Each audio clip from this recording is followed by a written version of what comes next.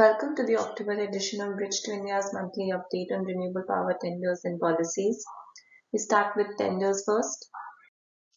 Tendering activity was very slow in October. Utility scale tender issuance was down 62% at 1,373 megawatt, while auctions were down to only 107 megawatt capacity, 95% lower than in September.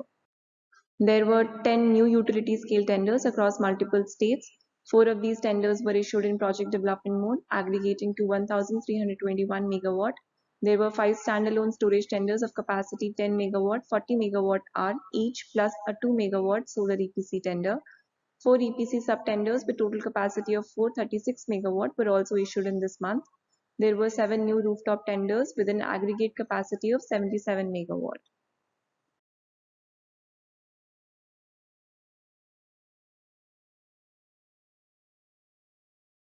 Results were announced for 2 floating solar tenders, one in project development mode and the other in EPC.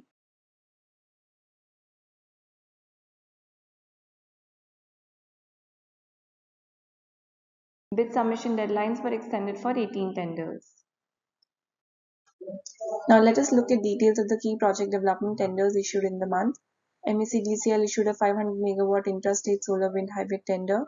Bid capacity can range from 50 to 500 megawatt and minimum CUF is specified as 30%.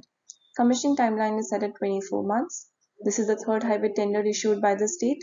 Result of a 500 megawatt hybrid tender was announced in July 2021 at a tariff of 2.62 rupees per kilowatt hour. The state also issued a 250 megawatt wind solar storage hybrid tender in August this year, for which bids have been submitted. GUVNL issued a 500 megawatt solar tender under Tranche 8 with 100% green shoe option. Commissioning timeline is specified as 18 months and bid size can range between 25 to 300 megawatt.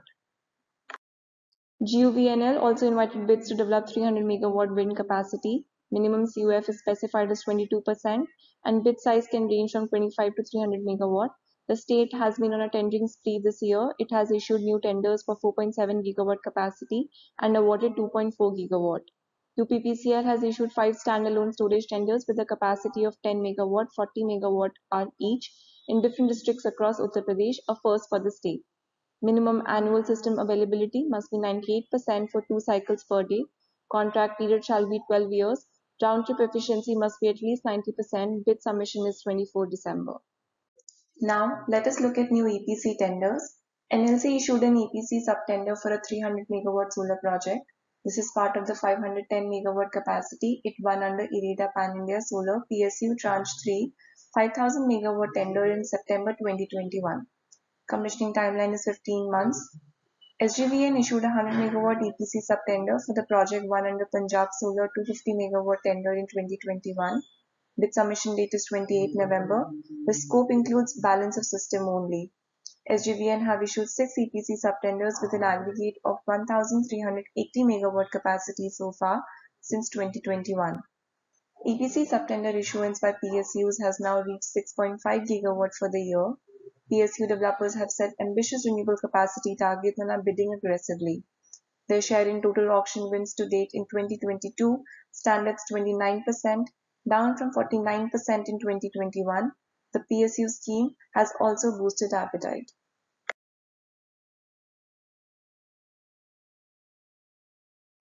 Now let us look at the key rooftop solar tenders from this month.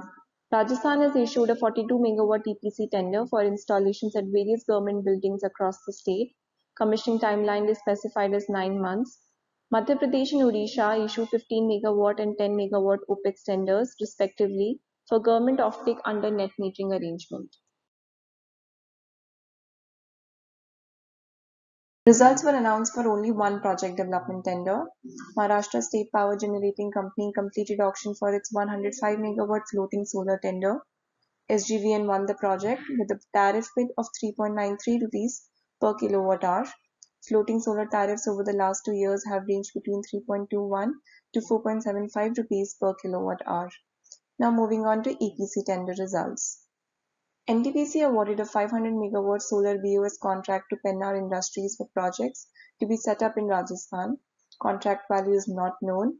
NTPC had won this project under SECI Rajasthan Solar Tranche 4, 1785 megawatt at a tariff of 2.17 rupees per kilowatt hour. Tendering activity has been very slow this year. SECI has been focused on clearing past backlog of auction projects now estimated about 7,000 megawatt, plus designing new tenders meeting specific needs of discoms. SECI is exploring innovative tender designs with focus on firmness and dispatchability of power. It held a stakeholder consultation in this regard in September. We expect 6 to 8 gigawatt of new RTC tenders to be issued in first half of next year.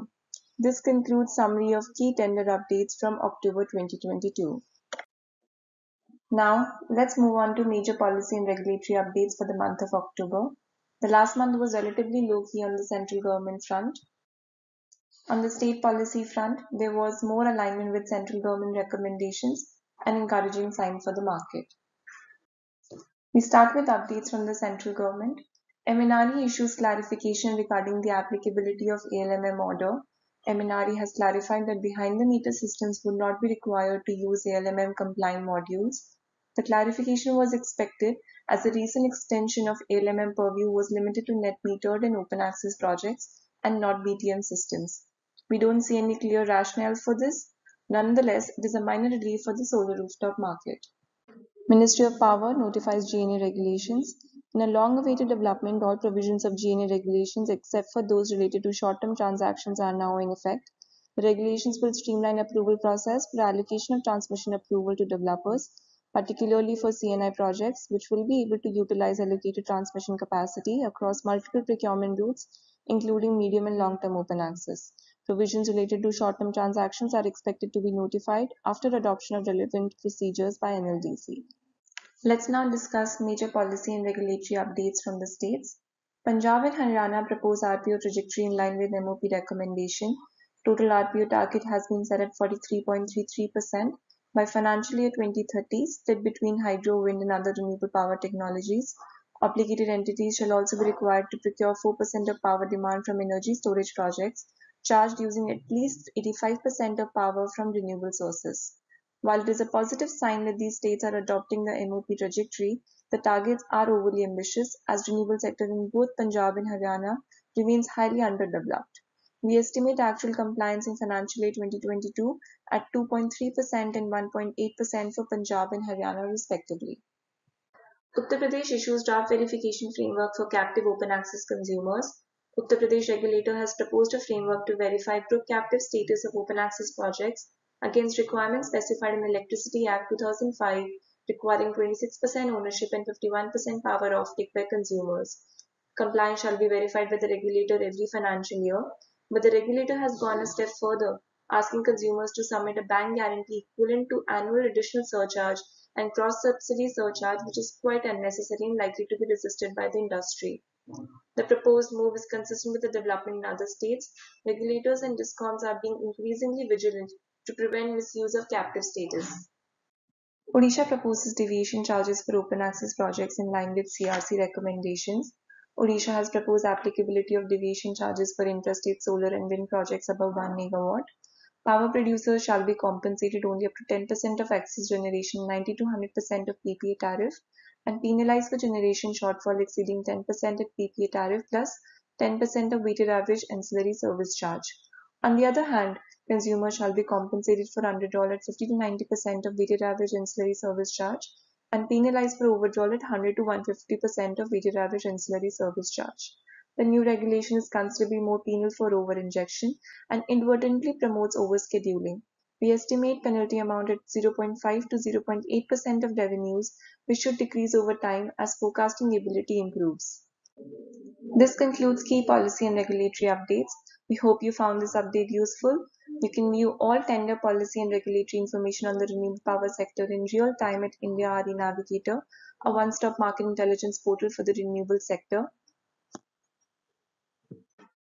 You can also write to us at contact@bridgetoindia.com if you have any query or feedback. We would love to hear back from you. We will be back next month with another update. Until then, goodbye and take care. You can also write to us at contact@bridgetoindia.com if you have a query or feedback. We would love to hear back from you. We will be back next month with another update. Until then, goodbye and take care.